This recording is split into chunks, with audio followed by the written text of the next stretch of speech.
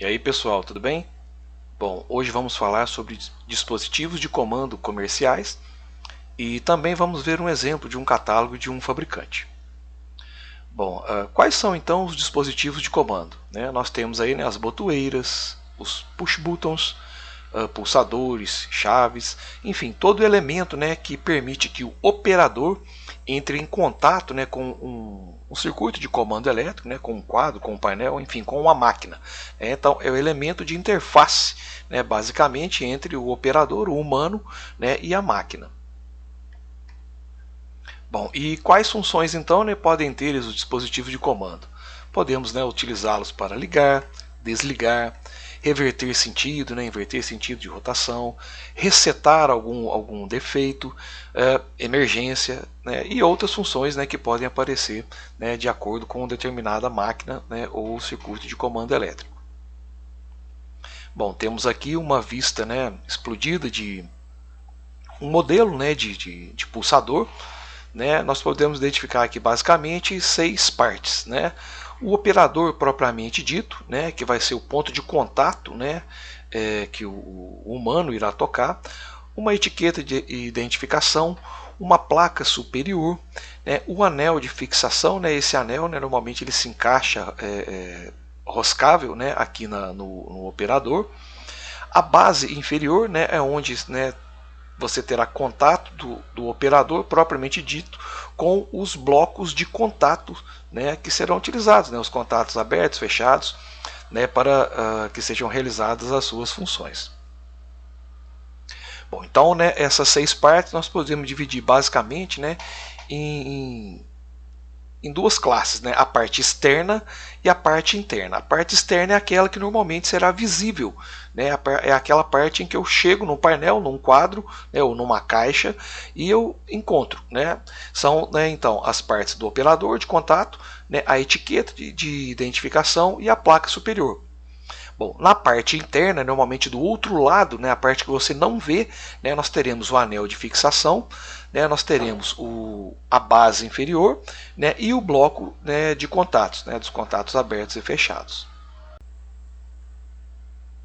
Bom, os dispositivos de comando eles podem ser acionados, por exemplo, por impulso, é um dos elementos mais utilizados aí. Você também encontrará elementos do tipo chave seletor, nós teremos também um outro tipo de dispositivo de comando, que é o tipo cogumelo, e também encontraremos aí os elementos já com mais proteção ainda, que são os elementos acionados por chave. Bom, podemos classificar de diversas formas o dispositivo de comando, mas podemos dividir algumas classes aqui. Por exemplo, elementos individuais, são elementos que têm um único elemento acionador. Ou podemos também dividir elementos do tipo duplo, ou seja, é um elemento que está num único corpo, mas tem 2 botões de acionamento, 2 chaves, 2 pulsadores, por exemplo. Uma outra forma de separação que nós temos no dispositivo de comando é que eles podem ser iluminados ou não. Às vezes o elemento vai ter uma sinalização incluída e às vezes não. Uma outra diferenciação que podemos ter é que às vezes o pulsador, o elemento, ele vai ter um ressalto, ou às vezes ele vai ser completamente faceado. Bom, e onde você instala esses elementos do dispositivo de comando? Você pode encontrar aí nos quadros e painéis, nas portas, de modo geral. Podem ser embutidos também nas chaves de partida. Bom, podemos também encontrar em caixas simples para instalação fixa, geralmente do lado da máquina, na parede. Podemos também ter bloco para movimentação, das mais variadas quantidades aí, com o botão de liga, desliga, sobe, desce, direita, esquerda, blocos que estão relacionados a equipamentos de movimentação. Bom, vamos analisar aqui um exemplo de catálogo de codificação. Existem diversos fabricantes aí no mercado. Eu peguei aqui o catálogo da Metaltex, que eu achei de modo bem simplificado e bastante didático para a gente poder utilizar nesse vídeo aqui. Bom, eu vou analisar aqui, né, os botões, né, para furação de 22 milímetros, né, com grau de IP 40, né, e com determinada certificação, né, UL. Bom, o que nós temos, né, de informação numa codificação, né, por exemplo, para um dispositivo de comando? Nós vamos ver aqui, por exemplo, relativo a furo para fixação, o tipo, o formato, contatos, alimentação da sinalização caso haja, a cor e a posição. Né? Basicamente são esses elementos que estarão embutidos, relacionados aqui no código da Metaltex. Bom, aqui na primeira parte aqui do código, né, nós temos uma identificação, né, que está relacionada, né, com o furo de fixação e também com o corpo, a base de montagem, se ela é do tipo metálica ou do tipo plástico. No caso aqui da Metaltex, né, M20 é para corpo metálico e P20 é para corpo plástico. O segundo item aqui de análise, né, é o tipo, né, do operador, basicamente, né? Se ele é individual ou se ele é duplo, né? Se ele é faceado, né, ou se ele é, por exemplo, com ressalto. Né? Então nós vimos aí que tem diversos tipos, diversos modelos, né? Existe uma codificação, uma combinação, né, de diversos desses elementos. Por exemplo, né, se a gente analisar aqui, por exemplo, AC, então é cabeçote cogumelo, né, com um diâmetro de 40 milímetros, com trava e chave para destravar. Né? Ou o tipo IC, por exemplo, é um seletor com um knob curto e com iluminação. E assim por diante. Né? Então, essa parte aqui do código está relativa, né, ao cabeçote, a parte superior, né, ao operador, né, propriamente dito do elemento. Bom, a outra informação interessante é com relação ao formato. Né, se o elemento vai ser do tipo redondo ou do tipo retangular. Né? Então, a letra R quer dizer que é redondo, a letra L quer dizer que é retangular. A questão da posição e do retorno, né, do contato à sua posição original. Nós temos aqui então que ele pode ter 2 ou 3 posições, né, e o retorno é 45 ou 90 graus. Basicamente, isso aqui vai estar relacionado, né, às chaves, né, quando o corpo, né, superior, né, o operador propriamente dito, vai ser do tipo chave. Então ele pode ter, né, o retorno 45 ou a 90 graus. Né? Pode ser à esquerda ou à direita. Outro fator interessante aqui no código, né, é com relação à cor. Né? A cor, como já é bem sabido, né, ela está relacionada com a função que aquele pulsador, que aquela botoeira, que aquela chave irá executar. Né? Então, basicamente, temos aí, né, vermelho, verde, né, amarelo. Né? Existem normas específicas para isso, né? E isso pode ser visto num outro vídeo, né, com relação à codificação de cores, né, e os dispositivos de comando. Bom, aqui, por exemplo, né, nós teremos aqui 6 cores. Né? Preto, vermelho, verde, azul, amarelo e branco. Né?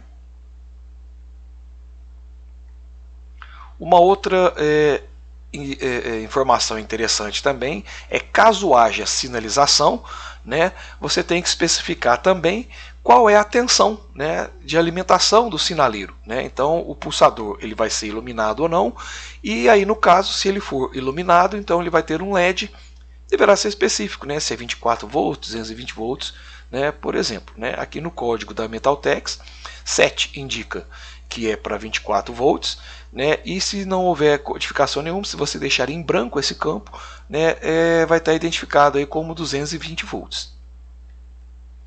E por fim, né, o pulsador, a botoeira, a chave, de modo geral, ela tem que ter, né, acionamento de contatos. Né? Basicamente o pulsador é isso. Né? A parte superior é o operador e a parte final, a parte elétrica mesmo, propriamente dita, é a parte relativa aos contatos. Então nós teremos aí blocos NA, blocos NF e muitas vezes, né, os dois blocos estarão juntos, né, cada um exercendo a sua função.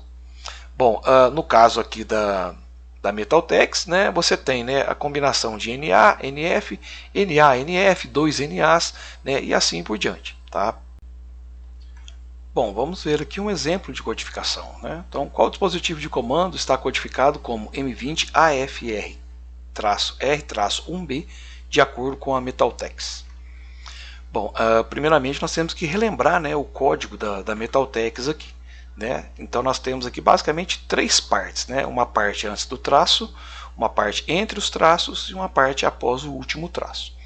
Bom, pegando aqui a primeira parte, né, nós analisamos comparando, né, a quantidade de caracteres que deveria ter com o código do exemplo, né, nós vemos aqui que, né, o furo, né, são 3 dígitos, o tipo 2, o formato e a posição, né, apenas um dígito. Bom, mas qual deles não está aqui então? Né? Se você olhar M20 AFR, está faltando um dígito.